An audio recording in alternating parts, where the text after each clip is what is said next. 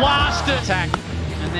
সেমিফাইনালের টিকিট পেতে হলে শ্রীলঙ্কার বিপক্ষে প্রয়োজন ছিল ৬৪ রানের বিশাল জয়।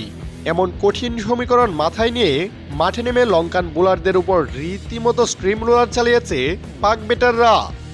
দর্শক, লক্ষ্যটা কেবল জয় ছিল না, লক্ষ্য ছিল প্রতিপক্ষকে উড়িয়ে দেয়া। আর সেই লক্ষ্য পূরণে শুরু থেকেই রুদ্রমূর্তি ধারণ করেন পাকিস্তানের দুই ওপেনার সাহিবজাদা ফারহান ও ফাকর জামান। তাদের ব্যাট যেন এদিন তলোয়ার হয়ে উঠেছিল। পাওয়ার প্লের সুবিধা কাজে লাগিয়ে লঙ্কান বোলারদের রীতিমতো নাস্তানাবুদ করে ছাড়েন তারা। মাঠের চারিদিকে ছক্কার চারের যে বৃষ্টি এদিন দর্শকরা দেখেছেন, তাতে লাইভ খেলাটাকেও মনে হচ্ছিল কোনো ভিডিও গেমের হাইলাইটস। উদ্বোধনী জুটিতেই অবিশ্বাস্য ব্যাটিং তাণ্ডবে কোনো উইকেট না হারিয়ে মাত্র 15.3 ওভারেই স্কোরবোর্ডে 175 রান জমা করে ফেলে পাকিস্তান। লঙ্কান অধিনায়ক একের পর এক বোলার পরিবর্তন করলেও এই দুই ব্যাটারকে থামানোর কোনো মন্ত্রই যেন তাদের জানা ছিল না।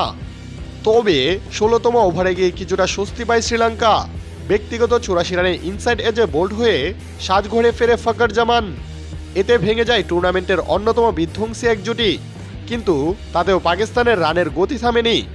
শেষ পর্যন্ত লঙ্কান বোলারদের তুলুধুনি করে 200 রানের বিশাল পাহাড় দাঁড় করায় পাকিস্তান।